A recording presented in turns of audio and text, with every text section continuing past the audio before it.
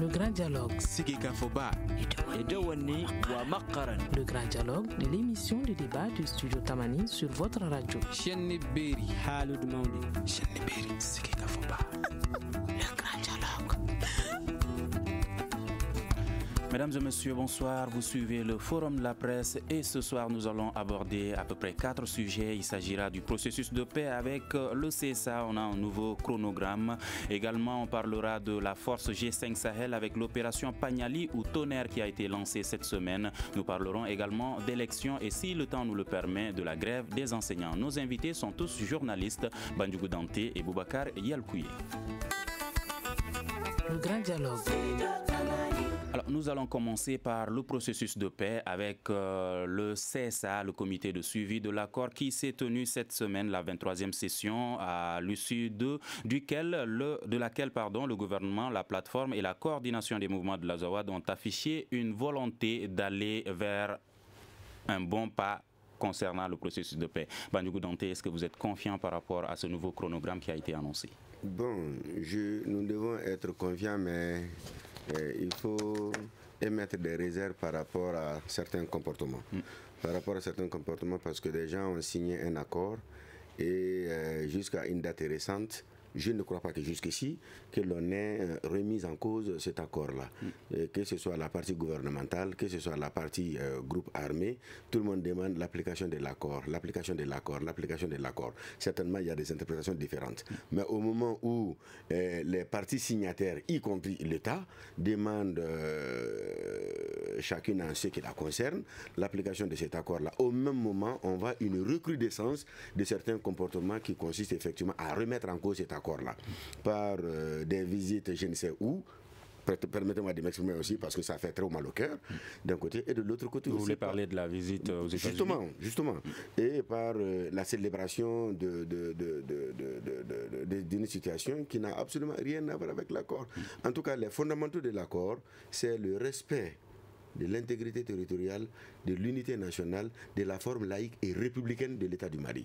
Donc, si déjà on est d'accord avec ces principes et que tous les restes ne sont que des détails à mettre en application, nous comprenons mal aujourd'hui que les gens soient là avec des comportements qui consistent effectivement à faire trop mal. Même aux citoyens lambda. Boubacar Yalkouye, votre avis là-dessus? Oui, moi je suis pessimiste, comme je l'ai toujours été, par rapport à l'application de l'accord de paix issu des négociations entamées à Alger. Vous avez vu, l'autre jour, on a évoqué, vous avez parlé du chronogramme par rapport à la mise en place du MOCA et au niveau de Kidal et de Tombouctou, qui sont prévus du 20 de ce mois du 20 janvier au 15 mars. Au 15 mars. Et regardez la mise en application des différentes étapes sur le terrain. Elle a toujours pris un coup dur. Et ce coup dur, malheureusement, on n'a jamais évalué les raisons pour lesquelles il y a toujours eu des imprévus dans la mise en place de l'accord. Et par-delà également, nous n'avons jamais vu de sanctions, malgré qu'il y a toujours eu des dénonciations par-ci, par-là, et de la part de l'État, et aussi de la part de la communauté internationale. Mais l'accord va aussi avec des sanctions. Il a été dit clairement que ceux-là qui ne respecteraient pas la mise en application de l'accord doivent être sanctionnés. Le Conseil de sécurité de l'ONU s'est montré intransigeant par rapport à cela dès le départ. Mais quant à l'effectivité de cette sanction sur le terrain, nous ne l'avons jamais senti. Et donc sans sanction, ça ne peut pas continuer. Et tout le monde sait également aussi d'où viennent aussi ces histoires quand même qui nous mettent tout le temps en retard. Tout le monde le sait. Surtout avec la coordination des mouvements de l'Azawad, avec la CMA, tout le monde le sait. Mais il n'y a pas eu de sanctions. Et imaginez un peu, même par rapport aussi au MOC que nous voyons aujourd'hui. Il a été dit, on ne peut pas aller vers la paix sans pour autant quand même diminuer ces gens de leurs armes. Ils l'ont. Et même comment on appelle ça, la rencontre du CSA, ils ont été très clairs, ils disent qu'ils ne vont pas laisser les armes, surtout les armes lourdes. Mais s'ils ont les armes, c'est leur moyen d'intimider. c'est leur moyen à chaque fois, si on veut aller vers la stabilité, d'y renoncer parce que c'est dans cette insécurité qu'ils se plaisent. Et c'est dans cette insécurité également qu'ils vivent. Ils n'ont pas intérêt à ce que la guerre finisse aujourd'hui. Ils n'ont pas intérêt à ce que la crise finisse aujourd'hui. Raison pour laquelle tout le temps ils nous mettent en retard. S'ils ont accepté d'apposer leur signature sur le truc, le document, alors maintenant à l'État malien, à la communauté internationale de prendre leurs responsabilités. Sur la crise n'a fait que trop durer. Le peuple malien en a souffert. Et par-delà aussi, les habitants de ces pays aussi qui sont au chevet du Mali, ils ont trop souffert. Que ce soit sur le plan économique, ils sont 30 ans de perdre leurs hommes ici. Pendant combien de temps nous sommes dans ce brouhaha-là? Ça ne peut pas continuer. Et vous dites qu'il n'y a jamais eu de sanctions. Au même moment, il y a le président qui annonce une charte qui va en quelque sorte pardonner à tous ceux qui ont fait du mal, sauf ceux qui ont du sang sur les mains. Oui, il a parlé de cela. Ceux-là qui n'ont pas la paluche ensanglantée de sang seront peut-être amnistiés entre guillemets. Mais moi je dirais bien que je ne sais pas de qui il parle. Parce que c'est responsable de ces différents groupes armés réunis et comment on appelle ça, regroupés au sein de la coordination des mouvements de l'Azawad. Aucun de ces leaders-là ne peut être épargné aujourd'hui s'il y a lieu de sanctionner. Moi je ne vois pas. Je ne vois pas. Parce que même s'ils ne sont pas directement, ils ne sont pas visibles par rapport aux actes ignobles posés sur le terrain, mais ceux qui les ont fait sur le terrain étaient à la solde de qui? Et la plupart aussi de ces mouvements, ils ont eu à collaborer avec Yad, tout le monde le sait. Les éléments du HCIA étaient avec Yad, tout le monde le sait. Le MLA qui a ouvert les portes du Nord à ces groupes terroristes, à ces djihadistes-là, c'est le MLA pendant l'occupation du Nord. Ils collaboraient avec qui? Ce sont avec ces groupes armés qui sont sur la liste noire de la communauté internationale aujourd'hui. Ils ont collaboré ensemble. Donc il n'y a pas question de dire aujourd'hui que s'il y a lieu de sanctionner, qu'un d'entre ces acteurs-là pourrait être épargné. C'est impossible. D'accord. Bandibou Dante, êtes-vous également pessimiste par rapport à cette annonce du nouveau chronogramme? Bon, honnêtement, dans cette histoire-là, tant que communauté internationale, le gouvernement du Mali n'arrive pas à faire les distinguos entre individus, groupes armés, fréquentables et non fréquentables. Ça, c'est extrêmement important. Nous pensons qu'aujourd'hui, le Malien a le sentiment d'être méprisé par tout le monde, d'abord. Et nous avons souvent le sentiment que c'est un complot, si ce n'est le cas déjà, qui se trame contre nous. Parfois, quand on voit tous ces gens qui posent des questions, on veut faire des enquêtes, on veut faire ceci, on veut faire cela. Comme on l'a dit, tous les acteurs de cette crise-là sont connus. Les gens peuvent changer d'appellation. Mais sinon, en réalité, les éléments restent les mêmes. Si les acteurs sont connus, est-ce que le problème également est connu? Le problème, il est connu.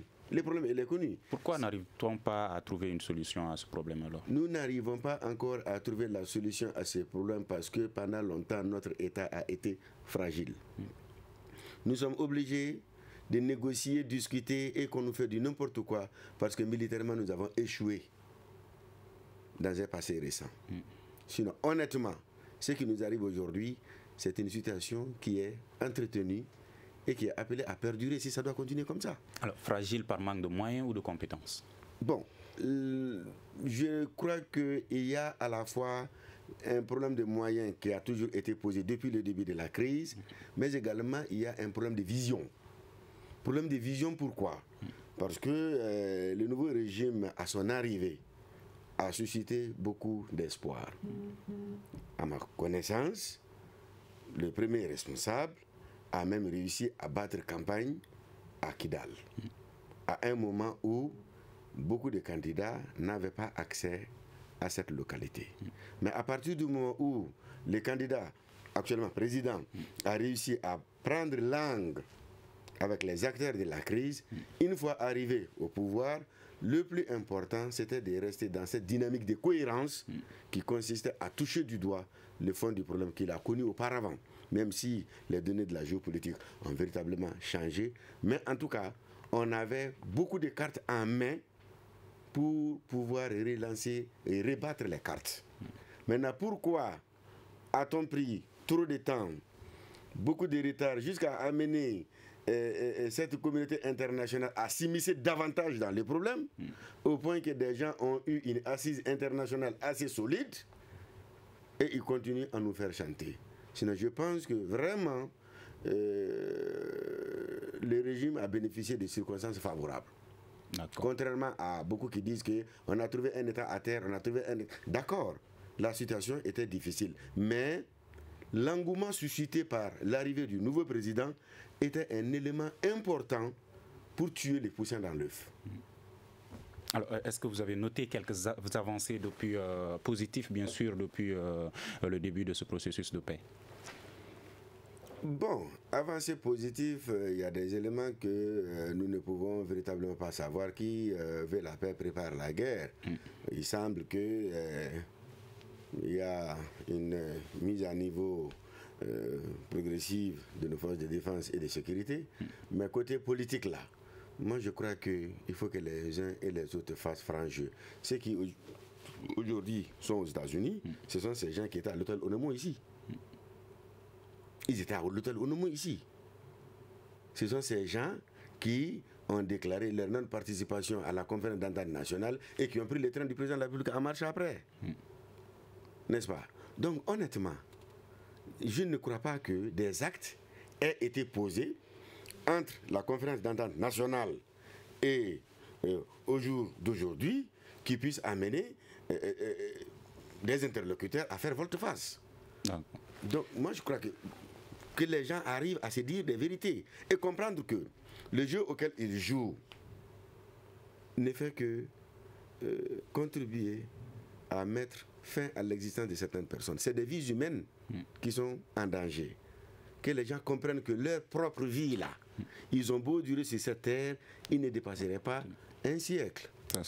Et que si on est croyant, comme ils le prétendent, chacun répondrait de ses actes un jour. Suite à cette invitation de la CMA aux États-Unis, il y a le président de la République qui a déclaré « il faut qu'on nous respecte ». Est-ce qu'il veut dire qu'on n'est pas respecté? On n'a jamais été respecté. On n'a jamais été respecté. Et ce n'est pas la première fois aussi qu'il tape du poing sur la table. Et après courber les chines devant ces groupes armés et aussi la communauté internationale.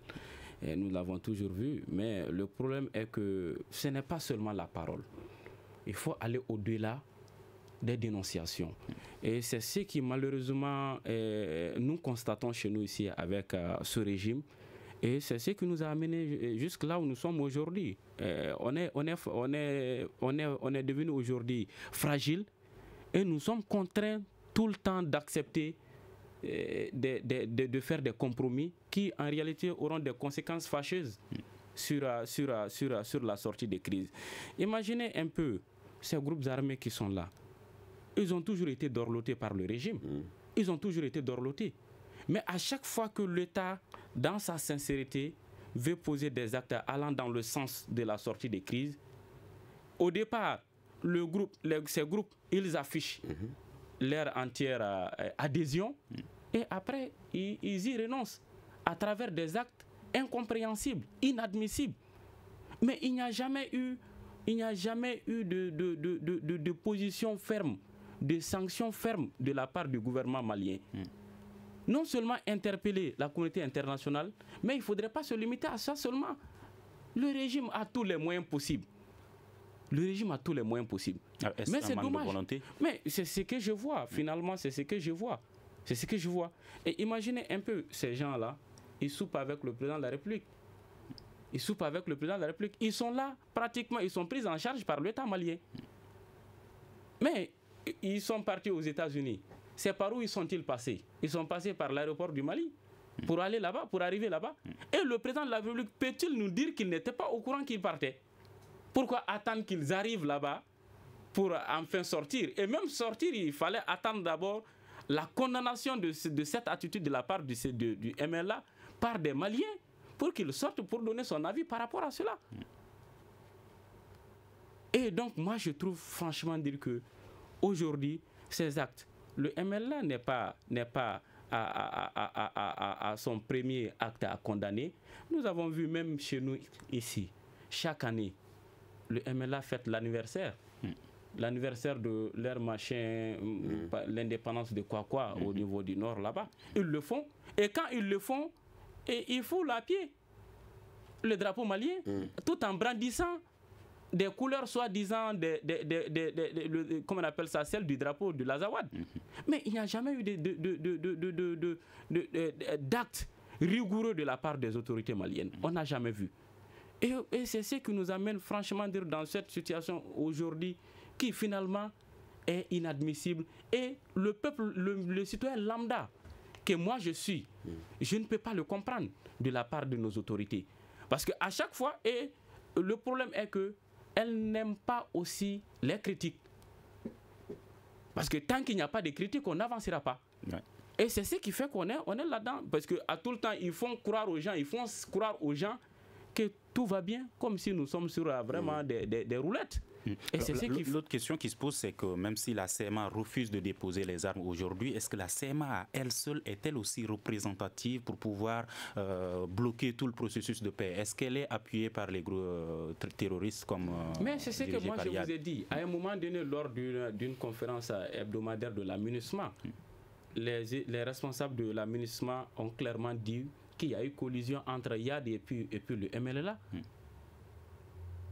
Mais moi, je vous dis que la CMA et ces groupes armés ces groupes armés dont Yad Agali est au devant, ils sont en parfaite collaboration au nord. Je ne les cache pas. Parce que la MINUSMA l'a dit, mais au-delà, n'oubliez pas qu'ils vivent tous de cette situation. Qui d'entre eux veut la fin? Personne. Est-ce qu'il faut négocier avec ces terroristes? C'est la problématique aujourd'hui. C'est la problématique. Et même si vous voyez que l'État malien a finalement mis Yad sur la liste noire, c'est indépendant de sa volonté. Parce que la décision est venue d'ailleurs. Et si la décision est venue des grandes puissances, non, je parle des États-Unis. Si la décision elle est venue d'ailleurs, nous n'avons aucun moyen. Nous n'avons aucun moyen. Nous n'avons pas aussi... Et même si on n'a pas de moyens, on doit quand même être courageux d'affronter certaines situations. Et cette volonté aussi, il manque. Donc on est tout le temps obligé de rester derrière les décisions venant d'ailleurs. Et c'est ce qui fait malheureusement que tout le temps, le résultat, il est drastique. D'accord. Dante, est-ce qu'il faut négocier avec les terroristes? Bon, honnêtement, moi je crois que nous sommes dans un contexte aujourd'hui que le Mali seul ne peut prétendre gérer une crise qui est international mais qui nous appartient, n'est-ce pas? Nous assurons la paternité de la crise, mais la crise va au-delà du seul Mali. De mon cœur de Malien, s'il s'agit de discuter avec des gens en posant clairement des principes, notamment la forme républicaine et laïque de l'État, l'indivisibilité du territoire malien, et que ces gens aient la nationalité malienne, si entre Maliens on peut s'asseoir, se parler, justice viendra après. Justice viendra après. Mais le terrorisme et le traumatisme que nous fait vivre certains groupes dits fréquentables est pire que ce que un YAD nous fait vivre. Quoi de plus dangereux que de voir des gens qui pendant longtemps ont vu leur pays dans la stabilité, un pays de paix, un pays de tolérance, un pays chanté par tout le monde par son humanisme, et que subitement comme ça, c'est des morts, c'est notre drapeau qui est brûlé, c'est des propos qui déchirent, et comme si c'est une certaine communication qui est traversée pour plonger le couteau dans le cœur des gens. Ça aussi, c'est une forme de terrorisme qui ne dit pas son nom.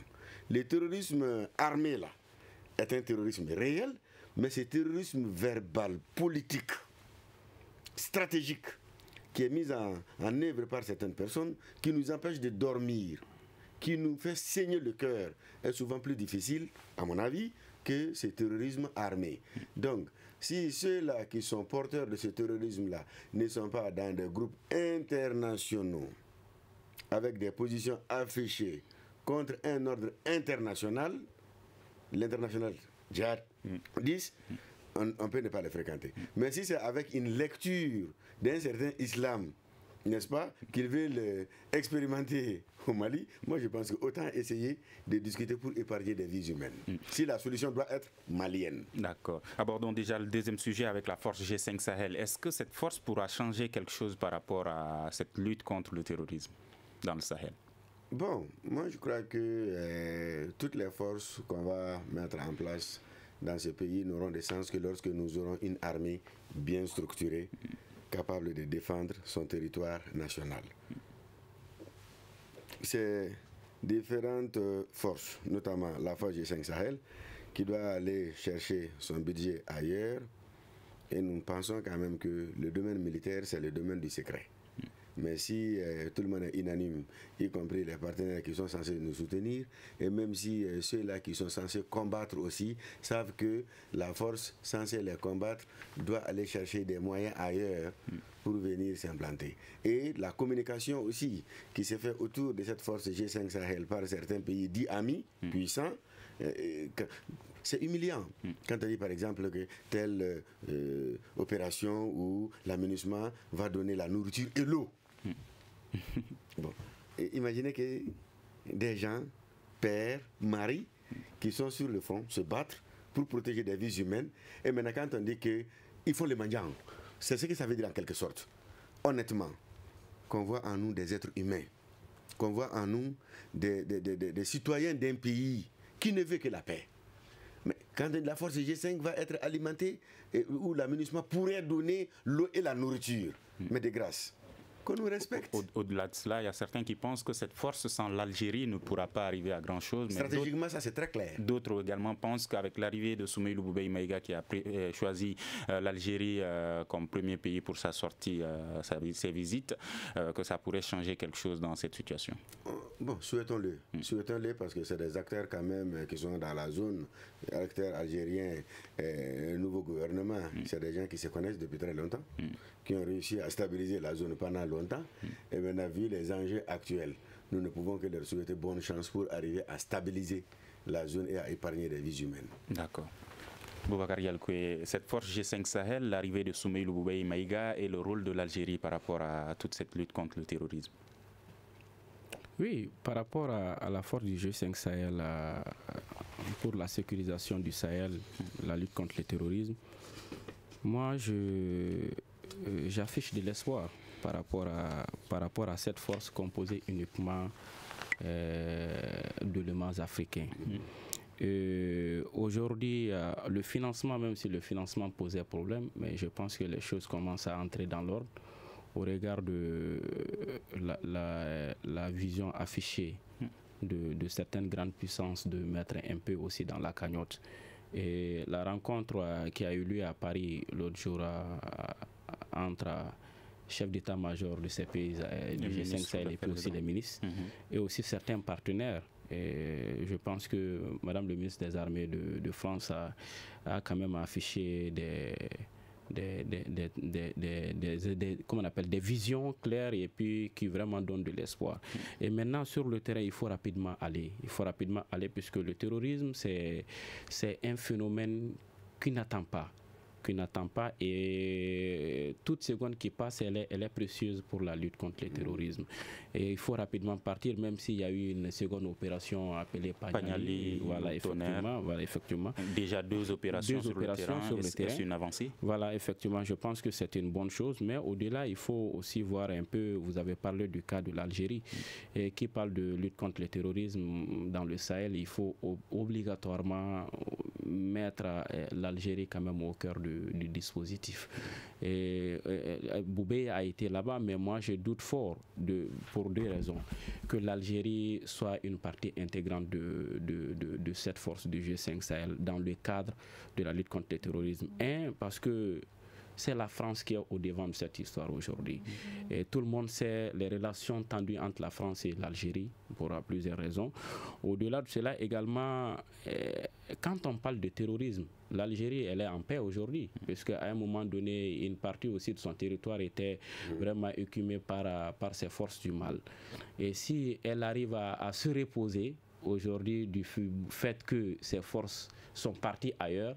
Donc, difficilement, elle pourra s'engager dans une lutte qui va encore disperser ces forces-là, qui pourraient quand même se retrouver sur son territoire encore. Certains pensent même que l'Algérie joue un double jeu. Voilà, effectivement. Donc, il y a ce côté aussi qu'il faut voir. Raison pour laquelle l'Algérie, elle est réticente aujourd'hui. Elle est réticente pour ces raisons. Et aussi, elle sait que quand la France elle est au devant d'une action, il faut se dire qu'elle n'est jamais sincère à 100%. La France n'est jamais sincère? Non. Et vous pensez que la France n'est pas sincère dans la gestion de cette crise? Non, mais elle n'est pas du tout sincère, parce que quand on regarde la crise, elle vient d'où? Tout le monde connaît avec la crise, avec l'histoire de la Libye, tout le monde sait. Et l'histoire de la Libye, avec l'assassinat de Kadhafi, c'est venu d'où? Tout le monde le sait. Et ces gens, quand ils sont arrivés au nord du Mali, quand ils ont menacé de prendre le centre du Mali, comme on a vu l'intervention de la France. Elle nous a permis d'arriver jusqu'à Gao, Tombouctou, mais elle nous a interdit d'entrer à Kidal. Pour quelle raison? Elle est la seule à pouvoir répondre à la question. Et c'est ce qui fait d'ailleurs que nous sommes dans cette situation aujourd'hui. D'accord. G5 Sahel, c'est pour le Sahel, bien sûr, et le Mali occupe pour le moment la présidence de cette force, mais pour quelques mois. Est-ce que si le Mali n'est plus président de cette force, ça pourra toujours avoir un cap sur le Mali? Non, moi je pense qu'il n'y a pas de problème parce qu'aujourd'hui tout le monde a intérêt. Ces pays membres du G5 Sahel, nous avons tous intérêt parce que nous avons vu le terrorisme, ce que ça a coûté au Burkina Faso, aux d'autres pays membres du G5 Sahel aujourd'hui.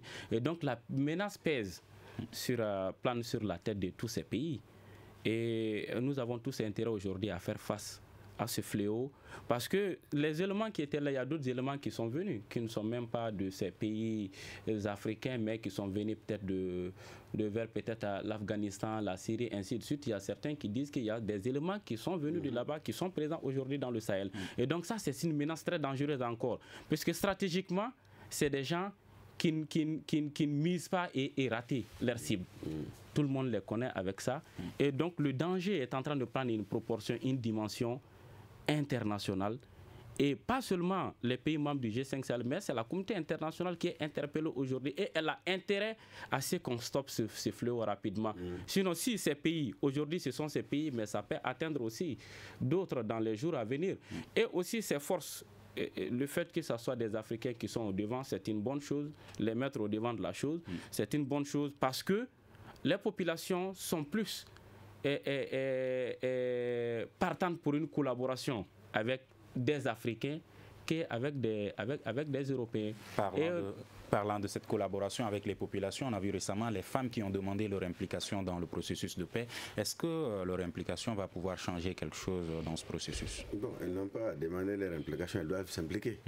Elles doivent s'impliquer par la prise en compte de leurs préoccupations, parce que quand même elles sont les premières victimes de cette situation.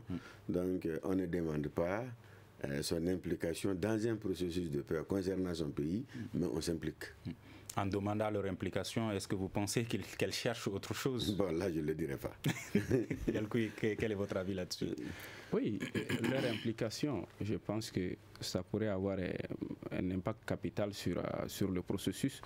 Mais là où nous sommes aujourd'hui, vouloir remettre en cause ou bien demander la recomposition du CSA, ça va encore nous mettre en retard. Ça va encore nous mettre en retard, et je pense qu'elle pourrait attendre d'autres dans le processus. Elle pourrait quand même jouer une partition capitale, il n'y a pas de problème. Mais d'un côté aussi, on voit comme si les femmes aussi s'agrippent aux 30%. Et partout où elle voit franchement dire que les femmes ne sont pas représentatives à hauteur de soi, comme la loi le dit, donc elle le réclame. Donc là-bas, on voit que c'est plus une question peut-être d'occupation des postes. D'interpellation aussi. Voilà, que d'actions concrètes, quoi. D'accord. Voilà. Courte pause, vous suivez le forum de la presse. Nous allons recommencer tout de suite. Vous écoutez Studio Tamani, votre avis nous intéresse. Écrivez vos commentaires et suggestions sur la page Facebook et dialoguez avec nous. Studio Tamani, c'est aussi les réseaux sociaux.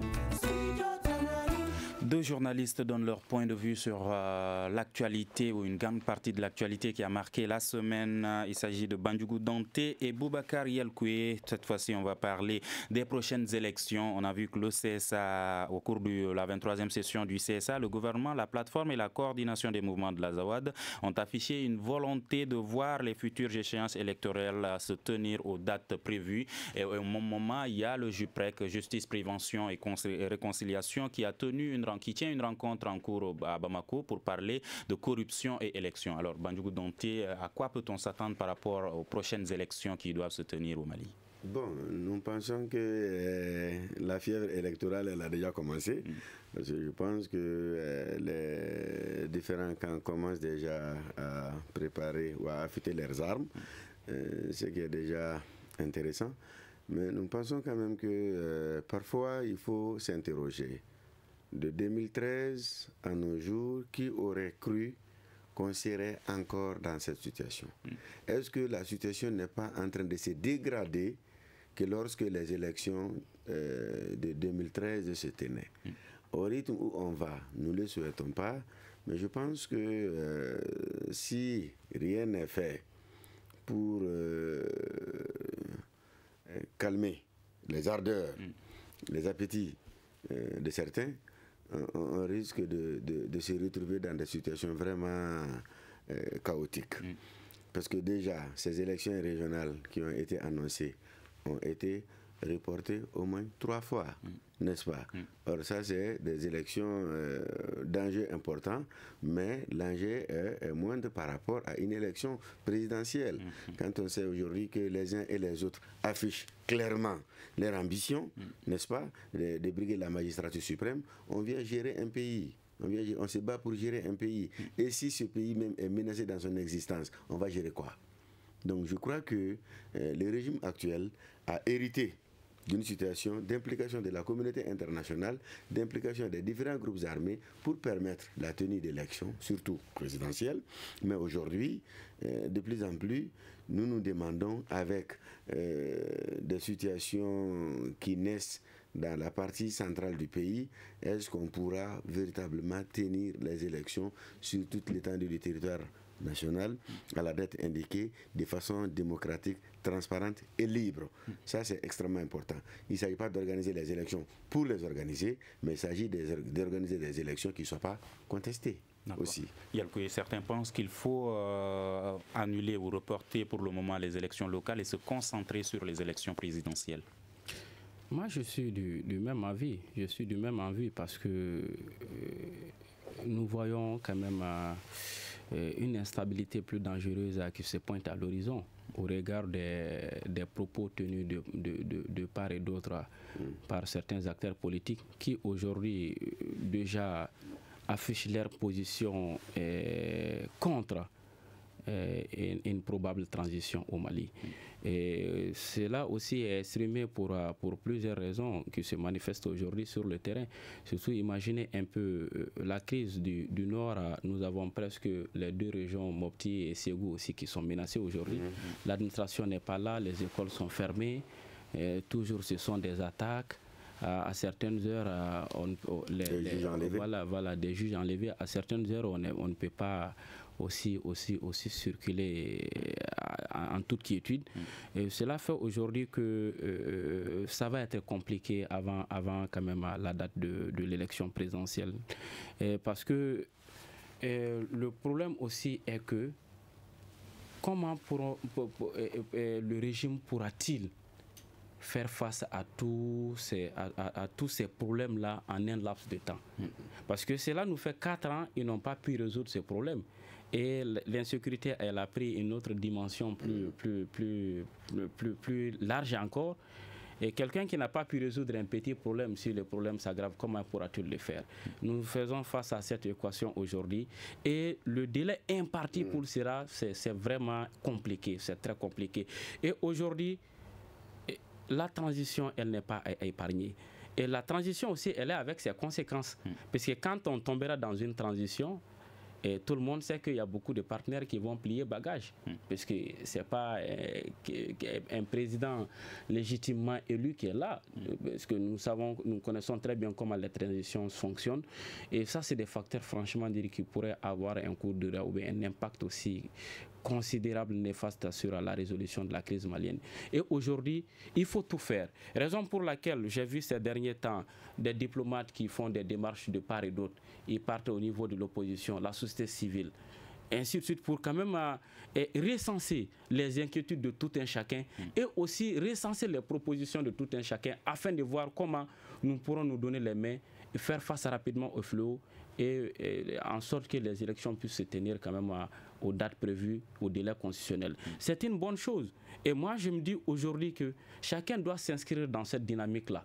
Que ce soit le régime, que ce soit l'opposition ou la société civile, ou nous-mêmes, la presse aujourd'hui, on doit faire tout pour que les élections puissent se tenir dans les délais prévus par la constitution malienne. D'accord. Bandiouk Dante, tenir ces élections ou une transition, quelle est la meilleure option pour le Mali? Bon, moi je pense qu'une transition nous a légué un pouvoir légitimement élu, démocratiquement élu.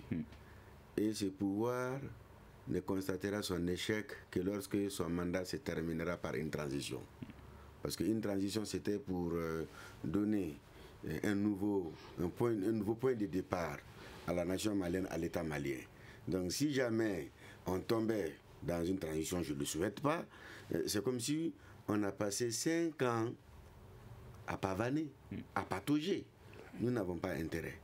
Donc je crois qu'aujourd'hui, c'est par une démarche politique plus honnête, plus sincère et plus patriotique que le pouvoir d'abord doit réussir à rassembler l'ensemble des fils. Et que l'on a beau avoir des convictions profondes, sincères, il faut être entouré également des gens qui ne pensent qu'à l'intérêt supérieur du pays. C'est là extrêmement important. Mais si aujourd'hui, on est en train de créer des amis, des ennemis d'un chef, je pense qu'une transition ne peut pas être évitée dans des conditions pareilles. Travaillons tous à faire en sorte que la fête de la démocratie soit une belle fête, qu'on organise les élections et celui qui va gagner ne sera qu'un Malien. Les groupes armés affichent une bonne volonté par rapport à la tenue de ces élections. Bon. Le gouvernement annonce une vaste opération dans le centre pour sécuriser cette zone et également l'opération Pagnali, par exemple, qui est lancée par le G5 Sahel. Est-ce que toutes ces mesures vont pouvoir faire de telle sorte que les élections puissent se tenir partout au Mali? Nous voulons voter dans la sécurité. Nous voulons voter calmement. Et nous voulons aller voter sans inquiétude. Ça, c'est extrêmement important. Maintenant que ces groupes armés affichent leur volonté à ce que les élections se tiennent correctement, quelle élection pour eux d'abord? Il faut qu'on se dise des vérités. Quelle élection? Parce que moi, je pense que les gens qui s'inscrivent dans un processus de paix ne chercheraient jamais à poser des actes qui bloquent ce processus-là. Maintenant, aujourd'hui, peut-être que je suis trop naïf. Qu'est-ce qui ne va pas? Toutes les conditions nous permettant de mettre en application un accord, de demander à ces étrangers qui vivent parmi nous, merci, allez-vous-en, nous pouvons désormais nous occuper de nos problèmes. Mais pendant 5 ans, on a le sentiment qu'on fait un demi-pas et 3 pas en arrière. Par la faute de qui? Pratiquement de tous les acteurs. Et non, on commence à sentir vraiment la fatigue. Donc nous pensons que, pour revenir directement à ta question, nul ne doit souhaiter une transition pour le Mali à la fin du mandat du président de la République. Et faisons en sorte que vraiment nous travaillons à ce que le processus démocratique normal continue et qu'on arrive effectivement à gérer politiquement la crise que nous sommes en train de vivre pour faire face aux défis sécuritaires mondiaux que toutes les nations connaissent aujourd'hui. Mais quant à organiser un agenda pour qu'on puisse tomber dans une transition, pourquoi en faire? D'accord. Une rencontre se tient à Bamako pour parler de corruption en période électorale. Peut-on réellement lutter contre ce phénomène au Mali? Bon, c'est le phénomène, le combattre, ce n'est pas facile. Et il doit être d'abord individuel. C'est la conscience de tout un chacun qui doit quand même la gronder, parce que la corruption, elle a atteint un niveau aujourd'hui où c'est même finalement devenu une habitude pour le Malien.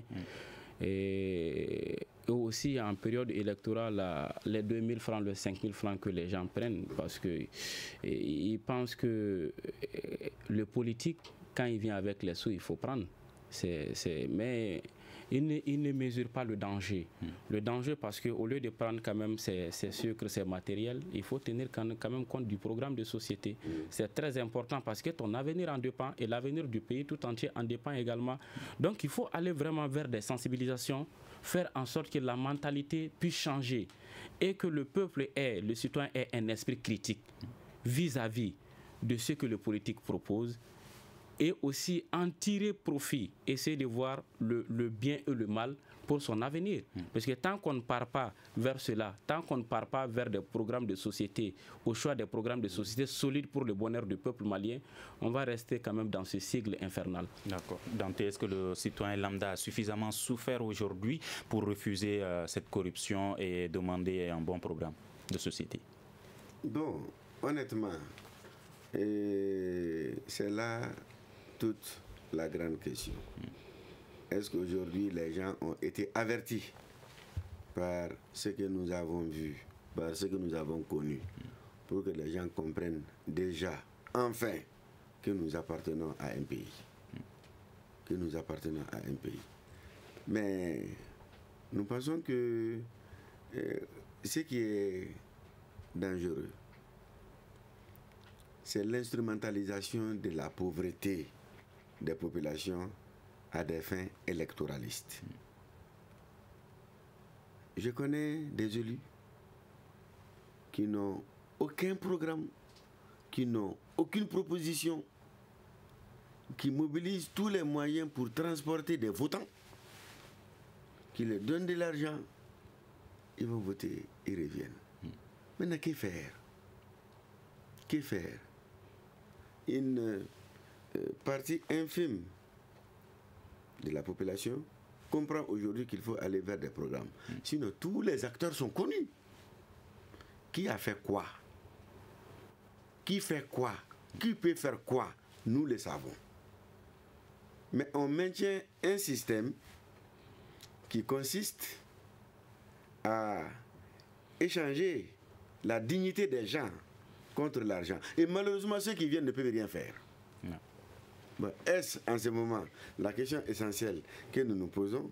Est-ce le système démocratique avec ces votes auxquels on assiste est le meilleur système qui convient pour nous pour sortir de cette situation, ou est-ce qu'il faut inventer une façon plus légitime, n'est-ce pas, de choisir les dirigeants en dégageant des critères qui mettraient l'accent sur la conduite? D'accord. Qui mettra l'accent sur la compétence. D'accord. Et qui mettra l'accent sur l'efficacité.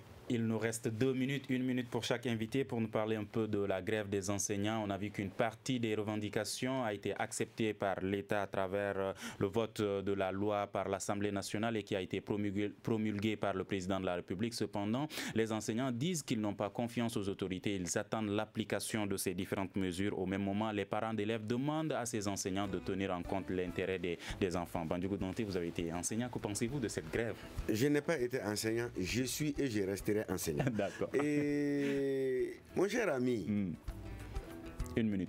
Honnêtement, moi je pense que aucun État n'a intérêt à entretenir une crise de confiance entre ses enfants et l'État.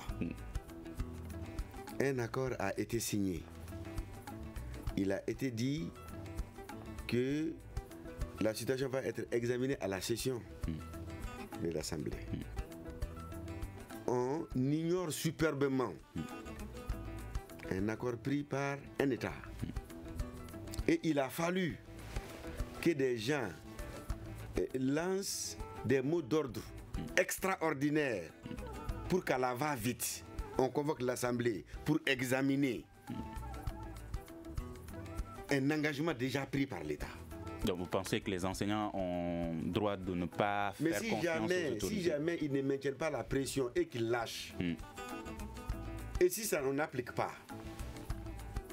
et à l'approche des élections, probablement vers les mois de mai-juin. Que la même situation commence à un moment où nous serons au moment de la tenue des examens. Ça va être compliqué. Ils vont ajouter à la crise. Maintenant, quand le vin est tiré, il faut le boire. D'accord. Bialkouye, qu'en pensez-vous? Oui, moi je suis parfaitement d'accord avec les enseignants et aussi les syndicats signataires de cet accord avec l'État. Je les ai toujours accompagnés en termes quand même de publication au niveau du journal. Et je pense évidemment qu'ils ont parfaitement raison du moment où l'État ne respecte jamais ses engagements vis-à-vis quand même de ses citoyens. C'est ce que nous avons vu malheureusement dans ce pays. Et tant qu'on ne met pas de pression, il ne courbe jamais l'échine. Espérons qu'une solution sera trouvée à cette grève. Fin de ce forum de la presse. Nos invités, tous journalistes, Bandjougou Dante et Boubacar Yalkouye. Débat réalisé par Fatoumata Togola. À la mise en onde, Mamadou Ouattara. Régie vidéo assurée par Peting Diarra et Mamiadi Keïta. Je suis Mohamedou Touré. À vendredi prochain pour un autre numéro du forum de la presse. Le grand dialogue. Le grand dialogue de l'émission de débat du studio Tamani sur votre radio.